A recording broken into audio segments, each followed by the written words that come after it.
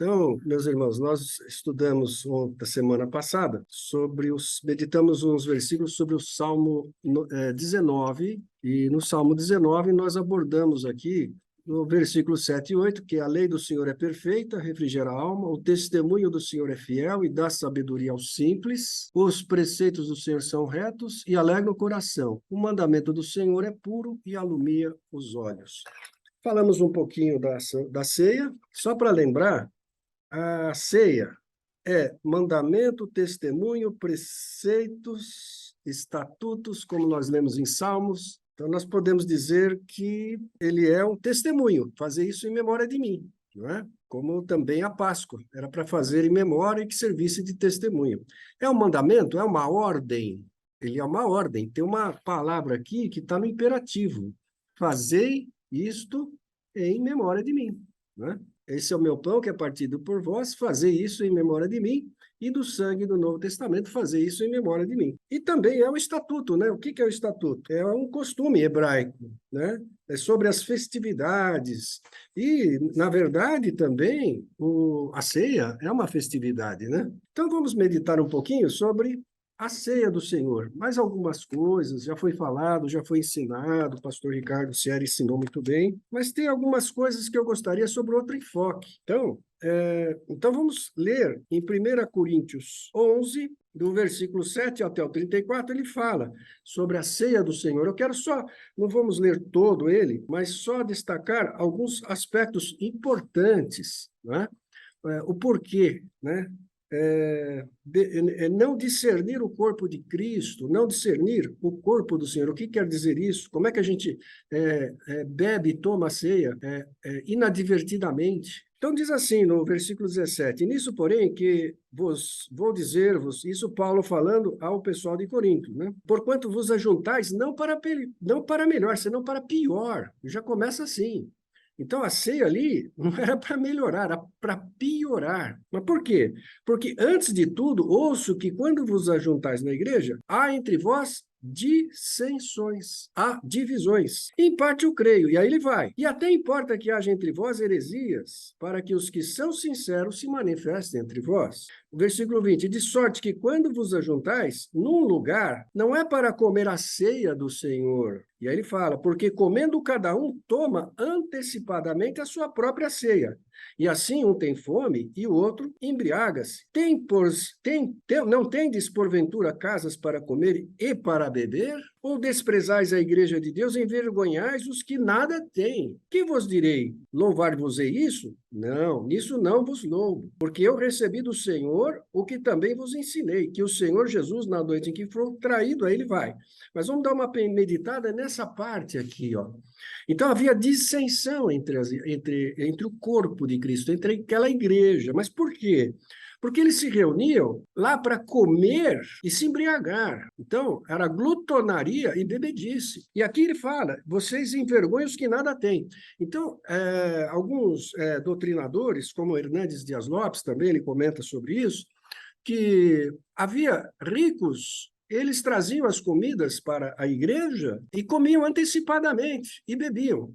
E quando chegavam os menos favorecidos, né, os pobres, eles não tinham o que comer, só tinham sobras. Então não era esse o objetivo da ceia do Senhor. A ceia do Senhor é para que haja unidade, né, e que fizesse isso lembrando de Cristo. Ali virou uma festa mundana. E era esse o sentido que ele estava falando, que isso era beber e tomar da ceia inadvertidamente. Então eles falavam assim, bom, agora que nós já comemos, agora vamos fazer a ceia. Não era assim, isso era um erro gravíssimo. Então, que vos direi, louvar-vos é isso? Não, não vos louvo. Então, a ceia era para fazer o quê? É para lembrar do sacrifício e da morte de Cristo. E aqui tem 4 pontos importantes da ceia. Primeiro, no versículo 24, e tendo dado graças, partiu e disse, tomai e comei, isso é o meu corpo que é partido por vós, fazer isso em memória de mim. Então era para lembrar o passado. Então tem 4 coisas, o passado, o futuro, o interior e o ao redor, o exterior. Por exemplo, fazer em memória de mim do corpo de Cristo, que é partido, ou seja, Cristo foi levado na cruz e foi morto, foi dado por nós. Por que que ele fez isso? Para que haja união entre nós. Então, aqui havia dissensão, havia briga entre eles, havia inimizade entre eles. Então, não era para ser assim, era para que houvesse a união. Então, o meu corpo foi partido para fazer isso em memória. Lembrar do quê? Do sacrifício de Jesus, que morreu na cruz por nós. Derramou um sangue puro, para quê? Para nos salvar. Então, era para olhar para trás e lembrar do sacrifício de Cristo, do amor de Deus para conosco, para nos resgatar e nos salvar. Depois ele vai, no versículo 25, semelhante também, depois de cear, ou seja, depois de comer do pão, tomou o cálice, dizendo, este cálice é o Novo Testamento no meu sangue. Fazei isso, outro imperativo, todas as vezes que beberdes em memória de mim. Então, vejam, que o cálice é o Novo Testamento. Então, a Bíblia fala muito em testamento. Deus fez testamento com Abraão, Deus fez testamento com Moisés, Deus fez testamento com Jacó, e aqui foi dado um Novo Testamento do sangue de Cristo. Então, agora o testamento é relacionado à igreja. E Deus, quando faz um testamento, ou quando ele faz uma aliança, preste atenção, quando ele faz uma aliança, é um pacto. E ele não faz aliança temporário, ele não faz uma aliança casual, ele não faz uma aliança informal. A aliança que ele faz é para sempre, é duradoura. Isso vale dizer para nós também. Ou seja, ele é fiel no que cumpre e nós devemos ser também quando fazemos esse pacto. Não é brincadeira. Então, a aliança que ele faz conosco é uma aliança de vida ou morte. Ou que seja, é uma aliança de sangue, porque ele morreu para nos dar vida. Então, se nós não estivermos nessa aliança, nós teremos a morte, a condenação eterna. E se nós estamos do lado de Jesus e aceitamos essa aliança, então nós temos uma aliança, um pacto e uma promessa de vida eterna. Então, isso se projeta para o futuro, porque nós, quando fazemos isso, nós anunciamos a morte de Cristo até que ele volte. Então, nós anunciamos o sacrifício, a morte, o pacto, a aliança, até a volta de Cristo. Ou se nós partimos primeiro, através da morte, ou através da ressurreição dos mortos na segunda vinda. Os mortos ressuscitarão primeiro.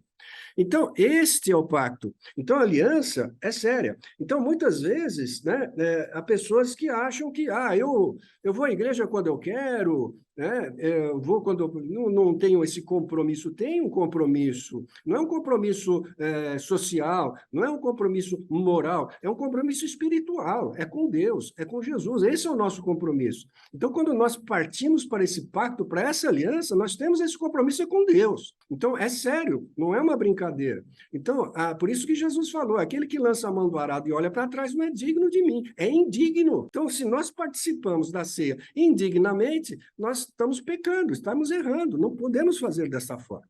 E aí, Deus fala também, no versículo 28, examine-se, pois, o homem a si mesmo. Então, quando tomarmos a ceia, não é para olhar os irmãos e criticar os irmãos. Pelo contrário, é para nós examinarmos a nós mesmos. E olhando para nós, nós pedimos misericórdia para Deus para pedir o perdão, para que Ele nos purifique. E aí sim participemos da ceia. Eu estou em pecado, então não vou participar da ceia. Não, você vai participar da ceia. Não vai deixar de participar da ceia por causa do pecado. Não, mas deixa o pecado e participa da ceia. Então, nós temos que realmente pedir o perdão a Deus, né? Se reconciliar com algum irmão que há alguma rixa, algum mal-entendido, e conversar com ele. Então, essa unidade, é isso que Deus quer. Por quê? Por que ele quer a unidade? Porque ele quer. Porque numa igreja não há pobre, rico, diferença de raça, de sexo, né? Profissão. Todos somos uma mesma pessoa, somos iguais. Ali, dentro da igreja, dentro do corpo de Cristo, nós somos todos iguais, não há divisão. Essa é a unidade. Então, Deus fala que há 2 grandes mandamentos: amar a Deus sobre todas as coisas, sobre todo o teu entendimento, sobre todas as forças, e ao teu próximo como a ti mesmo. Esse é o 2º mandamento. E amar ao próximo é a unidade que ele quer. Ele nos ensinou isso, ele deu a sua vida por nós. Então, nós temos que também olhar para os irmãos com amor. Então, essa unidade. Então, além do que, ele fala no versículo 33, portanto, meus irmãos, quando vos ajuntais para comer, esperai uns pelos outros. Então, esse é o sentido da ceia. É uma festa, mas é uma festa para lembrar do sacrifício e também uma comemoração, uma confraternização entre os irmãos. Fazer isso de braços dados, de mãos dadas, em união, sem problemas, sem rixas no coração. E o versículo 30, ele fala: por causa disso há entre vós muitos fracos e doentes, e muitos que dormem. Então, porque de onde vêm essas doenças, as enfermidades? Pode estar aqui, ele está falando aqui o texto. Então, Paulo, ele alertou o pessoal: olha, vocês estão doentes porque vocês não obedecem a Deus. Não é obedecer o apóstolo Paulo, não é obedecer o pastor Ricardo ou qualquer outro pastor, não. É a palavra de Deus que está falando conosco. Então, façam isso, então vocês vão ver a bênção de Deus. É esse o sentido da ceia do Senhor. Amém, irmãos? Então, é importante estarmos presentes e participar do corpo. Quem é o corpo? O corpo de Cristo é a igreja. Então, nós somos o corpo de Cristo. Então, nós precisamos, é importante participar, e é importante estar presente na igreja, é importante a participação dos irmãos na igreja. A falar, mas como é importante a participação dos irmãos na igreja? É importante porque cada irmão precisa de você, e você precisa do corpo. Precisa do outro irmão, um precisa do outro. Nós somos membros. Um é mão, outro é braço, outro é perna, né? Ouvido, orelha, como o apóstolo mesmo já explicou. Nós não podemos dizer que não precisamos dos menores membros, porque eles são importantes. Todos somos importantes. Cada um tem uma função. Nós somos todos iguais. Então, somos todos irmãos em Cristo Jesus. Amém, irmãos? A palavra de Deus, ela é rica em simbologia. A ceia do Senhor é um símbolo da aliança do Novo Testamento. Como o batismo. O batismo, o que é o batismo? O batismo é o símbolo do arrependimento. Em Romanos 6, versículo 4, ele fala que lá, no batismo, nós somos sepultados com Cristo na morte. Morre-se o velho homem e depois nasce-se um homem novo. Então, nós somos enterrados ali. O nosso homem velho é morto, é sepultado, e nós ressurgimos para a vida com Cristo. Deixamos para trás as coisas velhas e passamos a ter uma vida nova com Cristo Jesus. Amém, irmãos?